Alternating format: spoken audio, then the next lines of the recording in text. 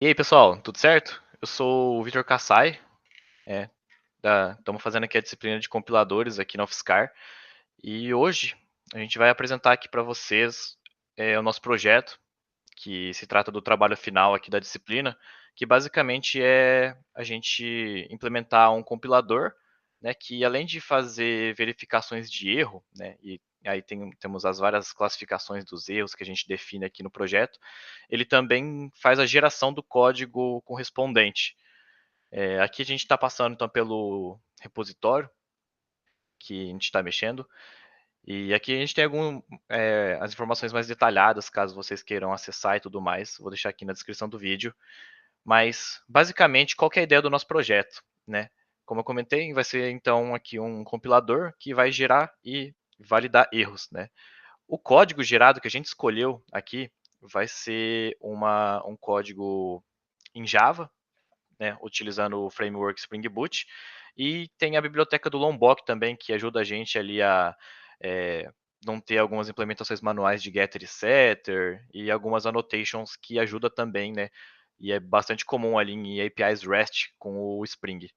Então, além disso, como eu comentei, né, temos aqui as identificações de erros também, e para rodar aqui o projeto. Eu vou mostrar aqui para vocês mais para frente, mas basicamente a gente só precisa do Java 17, que é a versão que a gente usou na implementação, e a versão que é gerada também, o código que é gerado pelo nosso compilador, e a gente precisa do Maven também por causa do Spring, das dependências e tudo mais. Qual que é a ideia, então, do nosso projeto? Dado esse arquivo de entrada, aqui está um exemplo dele, né? Claro que tem as regrinhas e tudo mais, a gente passa por elas daqui a pouco. Mas, basicamente, qual que é a ideia? A gente vai definir aqui um conjunto de entidades, que é definido dessa seguinte maneira. Então, aqui, entidades, recebe, né, o símbolo comum aqui, e dentro desses caracteres que eu esqueço o nome de lista aqui, né, a gente define, então, as nossas entidades, que a gente vai querer que tenha na API REST. No caso aqui, nesse exemplo simples, eu coloquei só uma entidade, que é a pessoa, e da mesma maneira que a gente usa a atribuição, e para definir aqui os campos, os atributos que vão ter a entidade, a gente usa esses caracteres aqui das chaves, como se fosse um JSON. E qual que é aqui a regra, então, para definição dos campos? A gente coloca aqui basicamente o nome do campo e o tipo, né? Lembrando que todos, né, aqui estão as regras detalhadas aqui embaixo, mas todas as entidades precisam ter o identificador primário aqui, né? Então, no caso, nosso identificador primário vai ser ID long, certo? E da mesma maneira, se a gente quisesse ter mais entidades aqui, a gente só adicionaria aqui embaixo, sem a necessidade da vírgula, tá? E a mesma coisa que para endpoints, então a gente usa aqui a atribuição e usa o colchete, se não me engano, o nome disso daqui. Posso estar errado, mas o cara da lista. E aqui dentro a gente define então quais são os endpoints da entidade, no caso, da mesma maneira que a gente faz aqui em cima. E entre aqui as chaves, a gente especifica qual que vai ser o tipo de endpoint que a gente quer. Então, aqui no caso eu coloquei os mais comuns aqui todos, né?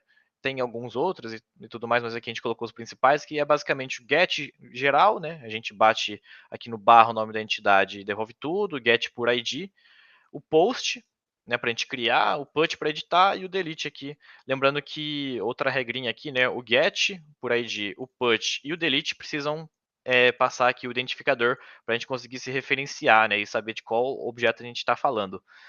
E aqui estão algumas regrinhas, né, basicamente isso que eu expliquei aqui agora. E agora a gente vai passar um pouco para a gramática. Agora a gente vai falar sobre a parte das regras da nossa linguagem e principalmente dos erros, que são os erros léxicos, sintáticos e semânticos. Meu nome é Vinícius e vamos começar pelos erros léxicos. Aqui a gente tem a definição da nossa gramática, a gente tem a definição de palavras-chave, do tipo long, que é um número inteiro. A gente também tem os tipos, que é string, long e boolean, e todas as outras definições. Além disso, para o caso de erros léxicos, a gente tem a parte da definição de strings que não foram fechadas. Então, quando isso acontecer, a gente vai ter um erro léxico que vai ser mostrado no arquivo de saída. Embaixo, a gente tem a parte das regras gramaticais, Então, um programa ele contém as entidades, os endpoints e toda aquela parte de uma entidade dentro da lista de entidades, está definido aqui, e também a mesma coisa para a definição de um endpoint dentro da lista de endpoints. Lembrando que o método HTTP ele pode ter os tipos GET, POST, PUT e DELETE que está definido ali na linha 33. Acessando essa pasta de casos de teste, a gente tem subpastas para cada um dos tipos de erros e também do gerador. Acessando essa pasta análise léxica, vamos começar pelo arquivo 1.in. A gente definiu que todo arquivo 1.in ele tem o caso de sucesso. Então, essa definição da regra ela está feita corretamente e, portanto, vai gerar um código da API Spring. 1.out, ele mostra ali o código. Agora, para o arquivo 2.in, a gente já começa a mostrar os erros. Nesse caso, a gente tem um erro de símbolo não identificado. Acessando o arquivo 2.out, a gente tem a definição do que foi causado, e é justamente na linha 6. Esse símbolo de vírgula, ele não está definido na nossa linguagem, e, portanto, a gente identificou ele como um símbolo inválido. Agora, no arquivo 3.in, a gente tem a definição de que um identificador ele não pode iniciar com número. Acessando o arquivo 3.out, a gente tem a definição de onde que aconteceu esse erro. Então, ali na linha 4, próximo a 1, a gente tem essa definição. Beleza.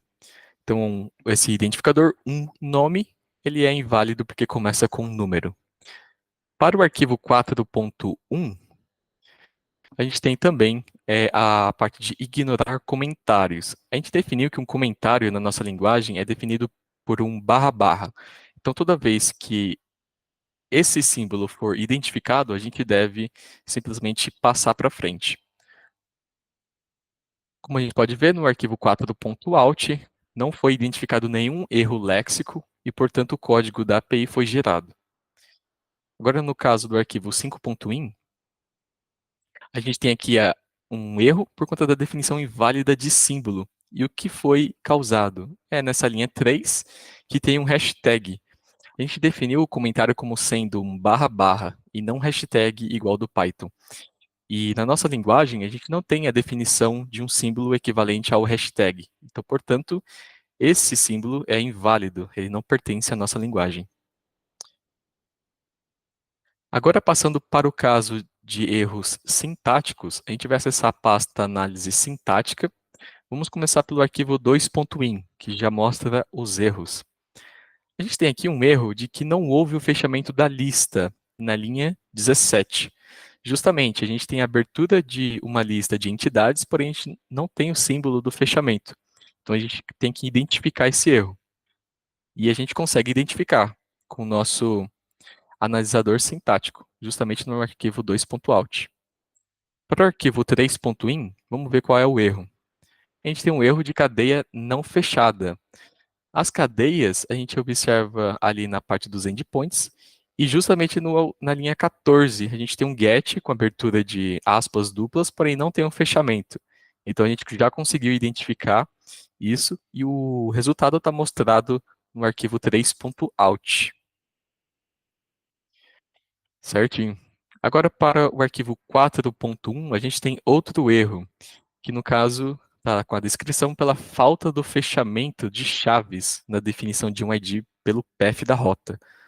Nessa linha 16, a gente tem uma rota put que recebe um ID, porém a definição do ID tem que estar entre chaves.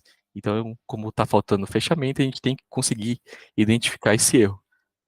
Beleza, a gente identificou ali, né, que está faltando fechamento e mostrou no arquivo 5.out, 4.out, na verdade. Agora vamos para o arquivo 5.in.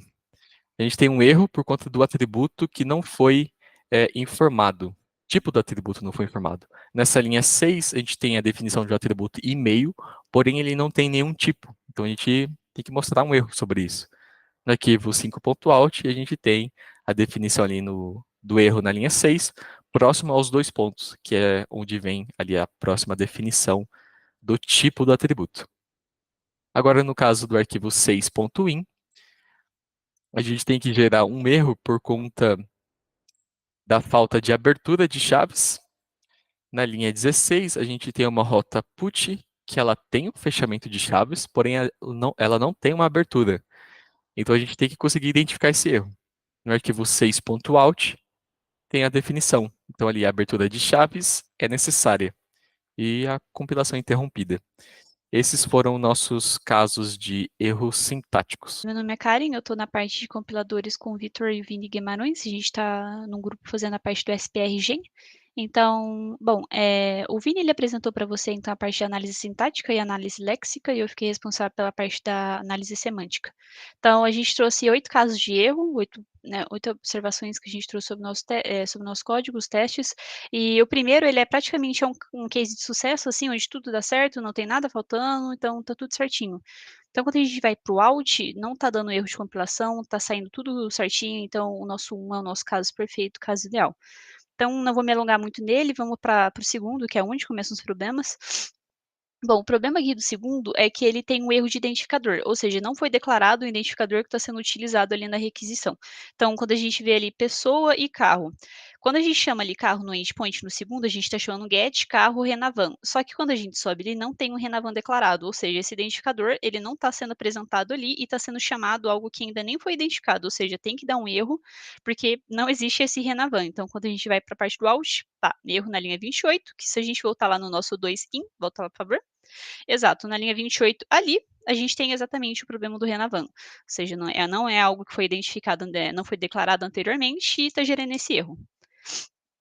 Então, quando a gente vai ali para a terceira parte, o nosso problema aqui é que a gente tem um erro de atributo de entidade que já foi declarado. Ou seja, quando a gente vai ali em entidade, especificamente na linha 7 e 8, a gente tem 2 e-mails. A gente já tem um e-mail e está declarando outro uma segunda vez, ou seja, isso já existe, já foi declarado e a gente está só repetindo esse atributo. Então, é para dar um erro nisso aí, quando a gente vê identificador e-mail já declarado anteriormente. Então, é isso aí, tá dando certinho esse nosso caso de erro também, de algo que foi duplicado. Se a gente seguir ali, então, para o 4, o problema do 4 é quase a mesma coisa, só que isso acontece com pessoa. Então, ali em cima, a gente tem as nossas entidades, pessoa e carro, e quando a gente vai em endpoint, a gente tem dois endpoints de pessoa, especificamente. Então, é para gerar um erro, já que a gente já tem um sendo chamado ali em cima, não tem por que a gente duplicar e não deveria funcionar. E quando a gente roda, identificador pessoa já declarado anteriormente, ou seja, tudo certinho, está dando esse erro, o que deveria estar acontecendo. No 5, a gente tem o problema de que o PUT ele precisa de um identificador na URL. Então, quando a gente vai ali no endpoint, especificamente na linha 16, no PUT, a gente não identifica, a gente não tem esse identificador. Ou seja, ele deveria estar aqui no get, pessoa, ID, e a gente não está recebendo esse ID. Porque como que a gente vai colocar algo, a gente vai fazer uma requisição PUT sem declarar o ID que ela vai ser identificada, né? Então, a gente precisa desse ID nessa requisição, esse HTTP. Então, quando a gente faz ali a parte do out, nosso teste, ele está dando certo, o push deveria conter um identificador, então tá tudo certo, esse nosso erro está gerando corretamente. Seguindo ali, então, para a parte 6, que o nosso problema do 6 é que ele gera o erro pelo contrário. Então, assim, um post ele não deve ter ID. E quando a gente verifica ali na linha 15, a gente tem um ID sendo colocado por uma requisição post. Ou seja, não deveria ter e no nosso out deveria apontar esse erro. Então, quando a gente vai lá no out, erro na linha 15, post não deveria conter um identificador. Ou seja, tá dando corretamente esse problema. Seguindo então para o nosso set, que não foi declarado um ID para a pessoa. Ou seja, quando a gente vai na nossa entidade pessoas, a gente tem um nome, tem um e-mail e tem uma idade. E o ID não foi declarado um ID para essa entidade. Então, deveria estar declarando esse erro. Então, quando a gente vai ali no nosso out, vai apresentar esse problema. Ó, não possui ID. Então, consequentemente, tudo que a gente precisa de ID, todas as requisições HTTPS que é obrigatório ter um ID, vai dar esse problema, porque ele nem foi declarado na entidade. Então, ali embaixo, consequentemente, também vai gerar esses problemas.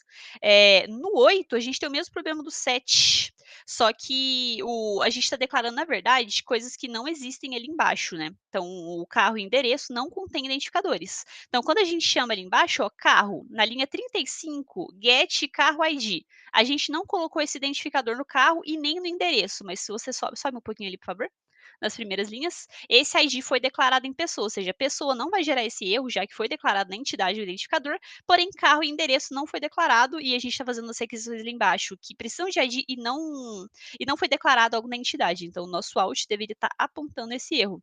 Como a gente pode verificar, ID não foi declarado.